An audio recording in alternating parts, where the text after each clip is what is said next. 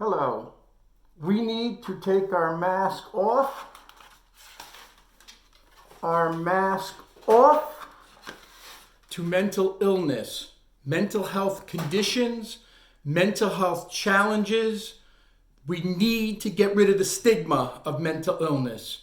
What I'm going to do for you today is use all my props, passion, and humor to tell my amazing struggles and inspirational mental health story from discovery to recovery, then recovery to discovery.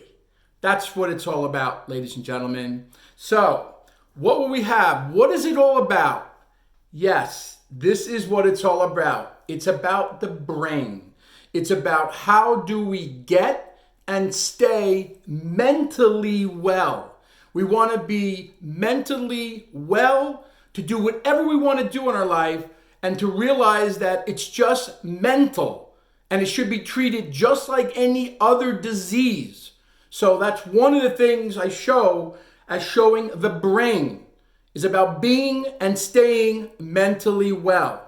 What else do I have? I have what I used to go through when I was very sick. I call this the cave of hell. This is the cave of hell, where I suffered for 40 years, suffered in silence with my mental illness for so many different years. 40 years suffering in silence in the cave of hell. Besides the cave of hell, we also have what is called as the neon sign effect. And what does this mean? It means just like my depression, bipolar, and my mental illness was open 24/7. It never went away. It was open like a diner. Neon sign, open 7 days a week. It just would never go away with my mental illness, my mental health challenges. So that's the neon sign that I felt so much when I suffered in silence so many years with my mental illness. What else do I have for you? I have also, the most important, when I was sick. And when I was sick with isolation. I had fear. I had worry. I had anxiety. I had sadness. I had so many different things. And I was unhappy. I lost interest. And I used to have what I call is the ticking time effect.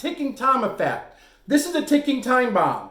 And I would get a little better, and then bang, I would get sick again. Then I would get a little better, and then bang, I would get sick again. And that's the ticking time bomb that was in my life when suffered for so many years with my mental illness, with all those things I just mentioned regarding isolation and also sadness, anger, so many different types of symptoms that I dealt with my own mental illness for 40 years. 40 years, ladies and gentlemen. So that's the ticking time bomb.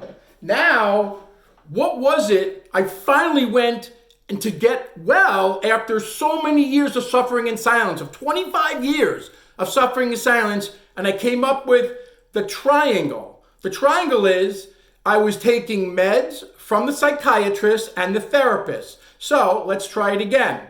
I would have a therapist or a psychiatrist give me meds, and then I would have a talker. In my case, it was a therapist. I call that the triangle. I was on the triangle for over 15 years, trying to get, as I say in a minute, the right combination of medicine, psychiatry, and therapist with doing the triangle. But unfortunately, it just never worked. I would call it the Lay's potato chip syndrome that I went through, which their quote is, you can't just have just one psychiatrist, one therapist, one type of medicine. I had to go through so many types of combinations with getting and staying mentally well. So for those 15 years of suffering, not in silence, that was 25. For the 15 years, I kept trying everything. I did have support, thank God, from my parents and some other people. But I couldn't get that right combination to what? To get and stay mentally well. That's the thing with the prop, with the lays. So I would be in many types of psychiatric hospitals, many of them. I've been in 6 psychiatric hospitals. I even made this during art therapy. Do you think that got me better with a bobbling head? No, it didn't. The doggy didn't do it. It was helpful, but it was only stabilization by going in 6 psychiatric hospitals in my life. I've been in 4 outpatient clinics. I've also had 22 ECT shock treatments. ECT never got me to the promised land. For those 15 plus the other 25, that's 40 years of suffering, and suffering in silence with my mental health, my bipolar depression, my mental illness, until basically on January 2nd, 2008, I used these gloves, and I'm not going to tell you how or what I did, but I used these gloves to take my life.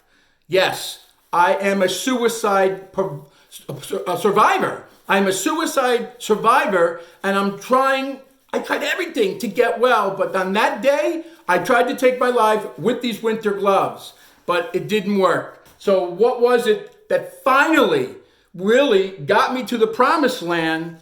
And I'll give you an example. It was basically things called, I would come up with things while I was in my 6th hospitalization in New York, and basically worked on my 3 Amigos of mental health workshop presentation.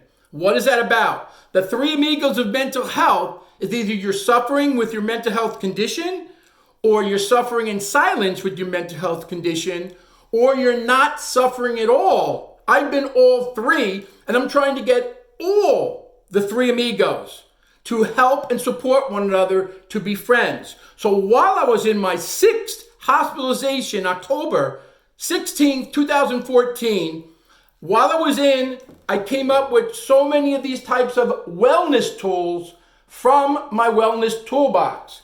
That's what started my journey when I got out of a psychiatric hospital on October 29th, 2014.